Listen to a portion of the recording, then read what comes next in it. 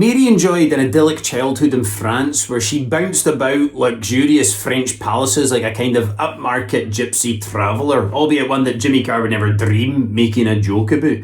She was surrounded by incredible wealth, opulence, and privilege, which would have prepared her perfectly for being the next British Prime Minister or leader of the Conservative Party. But it meant that when Mary did eventually return to Scotland, she was a wee bit out of touch with her Scottish subjects.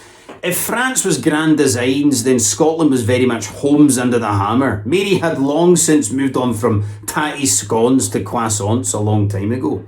But she was able to retain some of her Scottishness through her association with her childhood pals that accompanied her to France, the four Marys. There was Mary Beaton, Mary Seton, Mary Livingston, and Mary Fleming. And they remained very dear to Mary throughout the entirety of her life. They were like the original girl group.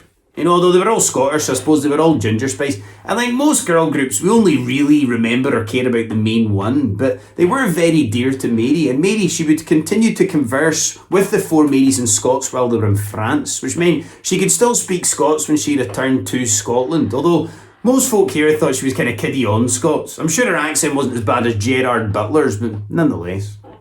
Now, as part of the Franco-Scottish alliance, Mary, she was to be married to the French Dauphin, that is the French Prince. Francois, not Will Smith, I want to make that clear. We all know how the royal family feel about that, don't we? Although, you know, there was a lot of trouble kicking off in her neighbourhood, and she was sent away to a wealthy uncle, so... Mary and Francois were married in April 1558 at Notre Dame. Mary, she was only 15. Francois, he was only 14. And he was this wee, sickly, kind of shy wee boy. Whereas Mary, she was said to be able to turn every head in France with a smile. She was miles out of his league, basically. You know, like Wills and Kate, or Meghan and Harry, or Charles and Diana. Basically any lassie that decides they're going to marry into that family of fucking inbreds.